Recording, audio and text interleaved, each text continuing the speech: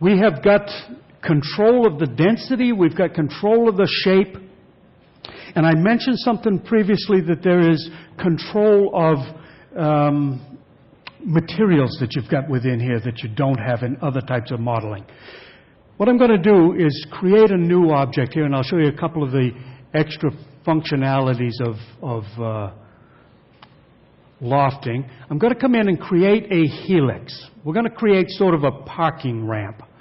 So I'll give it a little bit of height and double click so that I've got the same radius at the top and the bottom.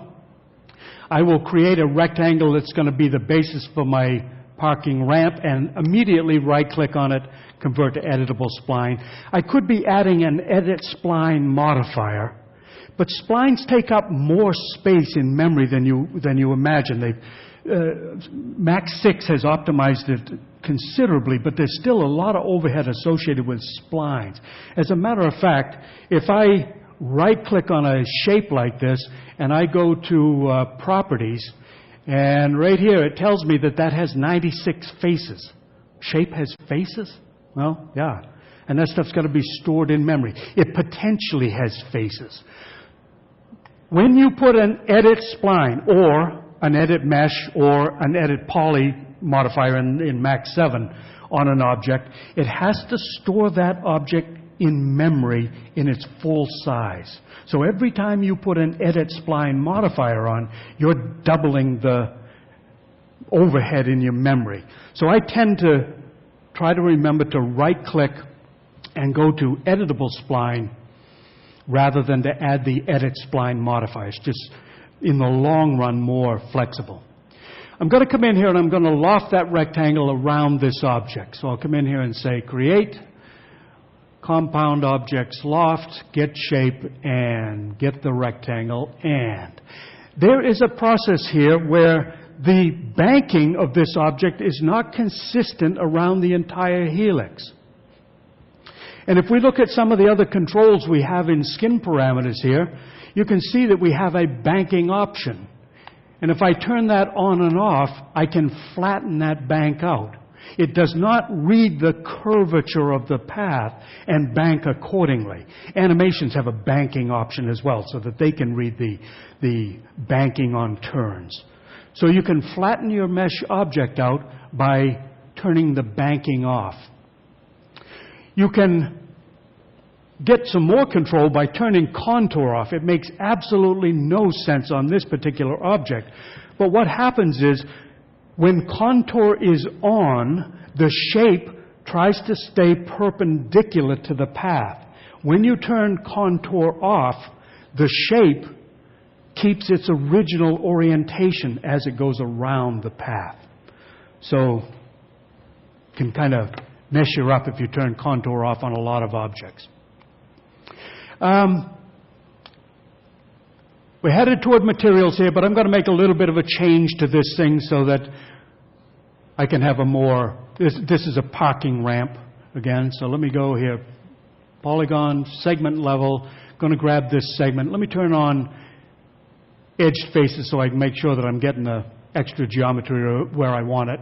I'm going to come in here and divide by, let me divide by 4. That puts extra vertices along the top edge of that thing. I'm going to come in here to my 2 outer segments. So that one, control key, that one, move them up a little bit, and I'll start to get a bit of a parking ramp effect going on here. Take the curvature out right here. Whoop. Now, can I do it? I'm not in vertex mode. Can I get rid of the curvature here? I'm at segment mode. Yeah, I can. If I right-click, I can say make all of those segments, instead of curved segments, line segments. Line segments. Now, I'm going to go back to that because I'm going to show you an issue with helixes specifically that can cause a problem when you use them as loft paths. But I'll get to that in just a second. If I go to vertex level here, I'm just going to clean this thing up a little bit. Let me get rid of my... Hey, look at that. You guys notice anything odd about that? Look at the Bezier handles here. Anything different about them that you don't usually see? X's on there instead of squares. We'll get back to that. We'll get back to that. That's what we're going to see on the helix. So let me take the curvature out here. go back here to corner type, just so it cleans it up. I'm going to scale a couple of vertices out. You can always scale at sub-object. You never scale object, ever, ever, ever in Max. There was a question up on the website just a while ago, last week. John Jordan answered it. The guy was trying to scale something, trying to loft something, and it wouldn't work.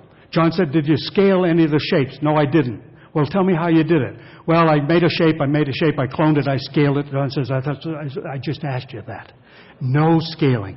It's very easy to forget about. What I'm going to do is scale it to sub-object shape, though, and because they're vertices, I have to go into this pivot mode that puts the pivot in the center of the selection set. So I'm just cleaning this thing up a little bit so it looks a little more like a roadway. Okay? So again, flexibility in editing, sub-object editing. In this class, I haven't created any 3D objects yet. We've got some moderately complex things done with simple 2D shapes. I'm going to go in and I'm going to create a material to put onto this surface. Turn off my edge shape over here so we can see it. Now, the loft object generates mapping coordinates. It generates mapping coordinates. I want to have a white stripe that travels up the center of this, I'll make it a dark gray rampway. So I'm going to come in here and change the color of this to use the gradient ramp map, and I'm going to set my gradient ramp interpolation to solid colors. I'm going to change this. I'll have a white stripe on a dark gray background. So I'll leave that one the way it is. I'll say let's go to white stripe here. Grab a flag and bring it over here. Whoop. Get rid of that one. Grab a white one and bring it over here. Whoop. I got it backward. Okay. Let me change my color here. So I'll go to white on that. And I'll go to dark gray on that one. Just something so we can see the process. Then what I can do is I can say, let me go in here and I'll just change the color of mine. Right here. I don't want to get into materials. Show map in viewport, and there is my stripe up on the rail somewhere. This wraps itself 100% of the way around the cross-section shape. So this represents one full turn around the shape itself. And I want to have this in the middle. Now, one of my first vertices was at the corner, so it's probably going to be about 25% of the way around to be in the center. So I can read my numbers right here. Let me see where we are. So I'll go to 22% here, and I'll bracket 25%. I'll go to about 20. It must be the lower one. I've got to come over a little bit further. So I can adjust this material, and it adapts itself to the curvature of the lofted object. There is no other way that you can get your materials to conform to objects in this manner and leave you with the flexibility that lofting offers. Let me go back and change my helix here. Select, I guess I better select by name. And I'm going to make some changes. I'll add some more turns. The material knows what to do. I'll go counterclockwise, no problem. It knows what to do because the lofting coordinates are generated at the time of lofting. You don't have to assign any mapping coordinates outside of that. Wood grain to get banisters to follow, all kinds of things. The one thing to note is that the map is projected onto the surface from the pivot point of the shape. So you can get some size distortion if your pivot point is way over here and your shape is out here. It's projecting the map from here, so it's going to be larger as the radius gets larger in your loft object. So that's just something to consider when you're trying to calculate the size of your maps. That's the only real restriction of what's going on here. Okay? So it uses the entire length of the shape. You would think that I wanted to map 50% of the way across the segment, but that's not the way it works. It works from first vertex all the way around. So you have to use that in determining your repeats or your processes. Okay?